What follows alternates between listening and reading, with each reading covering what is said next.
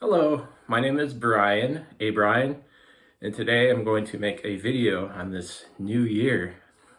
Happy New Year's to folks. I'm making a video about something I've thought about a little bit and even journaled about a little bit in a notebook, and I'm thinking about this album, Genesis, We Can't Dance. Oh man, I forgot how things are inverted on video, but you probably get the idea. This is an album that was released at the start of CDs, kind of, in a way, or when CDs were selling more than your LPs. So the artists were thinking about, maybe the producers or companies were thinking, we have to fill the CD to the capacity because CDs held more time than your black LPs. Unless you wanted to do a double black LP, then you can make an 80-minute album, but you could essentially do that on a single CD. So there was pressure to fill that CD, and We Can't Dance is one album that is probably guilty of having some filler material that isn't that good. So I thought it would be a good idea to edit the album, bring it down, and kind of fit it onto a single LP instead of a CD. Kind of like the album before, Invisible Touch, which is a good album, but an acquired taste. But it's also about 40 minutes, maybe like a little more, a little less. I don't remember exactly, but that's what I'm gonna try to do with We Can't Dance. But this is kind of a challenge as well, because We Can't Dance has two epic tracks that are 10 minutes long, and so that takes up a lot of room, and these epic tracks are actually pretty good. Both of them I like quite a bit, and the band actually had the guts to release them on a live album a year or two after We Can't Dance come out. So I mean, there's some confidence in these songs, and I've always really liked Driving the Last Spike, and it's always the song that got me to come back to We Can't Dance. And you'd think maybe the singles would do that, but actually that track got me back into it. So I'm gonna try to keep those on the album. I think that's kind of my choice. And I just wanted to go over the track list that I kind of came up with. I came up with 3 that I like. This is kind of a challenging thing to do because this album has a lot of really good singles that were actually pretty good hits. Though they've been to the point of being overplayed and become kind of annoying. So that's kind of a downfall. But if you really look into it and think about it and appreciate it, these songs are kind of good and they're worthy. But ultimately, I decided to take 3 of the singles off. The natural one, I'll just go over the tracks that I wanted to take off entirely. The tracks that I wanted to take off entirely are Tell Me Why, Way of the World, and Live Forever. Those tracks are definitely my least favorite, and I mean, with time they might become okay, but there's not much that gets me to want to hear those songs. So but also I wanted to take off a couple of the bigger hit singles as well from the album. This is a really tough one for me to take off, but as it's actually probably one of the best songs on the album. But I wanted to take off No Son of Mine, because it's kind of long, and it's also kind of like a retread and a rewrite of Phil Collins' largest songs, like In the Air Tonight and that kind of thing, I think, but I could be wrong. But I still think it's a powerful song, and it's a song that I love, but it just didn't make most of my playlist for the album. And also I wanted to take off Hold On My Heart, because that's kind of the epitome of the Phil Collins and the weaker tracks on Invisible Touch. But I do see the value in the song, and I do kind of like it, but I think we've heard enough of that kind of vein and tracks like In Too Deep and Throwing It All Away on the previous album.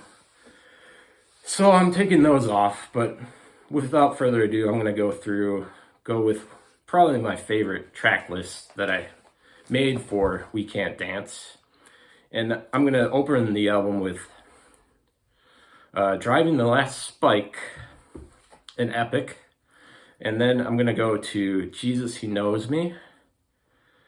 And then after that, I'm going to go with the song Never a Time, which is a really great song. I just really love the vocal performance and the kind of sentimentality of it.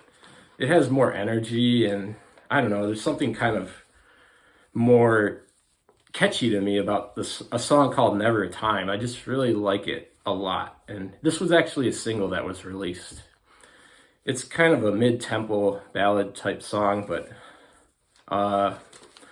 then the next track would be, I guess, the title track of the album, I Can't Dance. Not a song I particularly love, but I definitely like it when I'm listening to a set of Genesis songs. And it's a nice, I don't know, I really like the dumb riff of it. It's really simple and fun. And it's a nice, interesting song and has kind of a statement to it. And it's a title track of the album, so you can't cut that. So that would be my side one. And then my side two would be, it would start off with an interesting song called Dreaming While You Sleep. I think this is a really cool song that really surprises me, and I get really into it. And I think about the song a lot. And there's kind of a moral tale to the song that makes it interesting. And I just love the kind of synth, like, kind of fills and things in it. It just kind of makes me smile. And even though the song kind of sounds a little cheesy and funny, but there's kind of a moral tale to it. But I don't know, it kind of reminds me of like a New Order song for some reason. I don't know why, but just kind of the hooks of the synth, and it's kind of a dark song. And then my next track would be Since I Lost You, which is another kind of ballad. But I don't know, I think this is a better ballad than like Hold On My Heart and some of the terrible Tell Me Why, which isn't a ballad, but just a really preachy song. But I just really like this song a lot, and it's just a song that I think about a lot, and it's actually a very touching song. That was actually has a story behind it, written by Phil Collins to Eric Clapton. But mostly I just kind of like the song. And it's a little shorter, so it's nice to put on the album. It doesn't kind of overstay its welcome.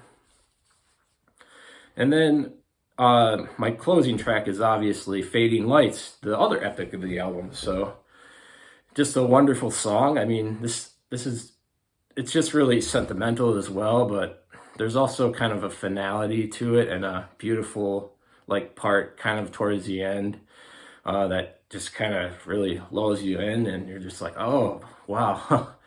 It's just kind of, it sounds a little cheesy, but it does sound really cool too as well. I think it's just kind of the keyboard and synth choices that make it sound dated or maybe a little cheesy, but it's still really strong.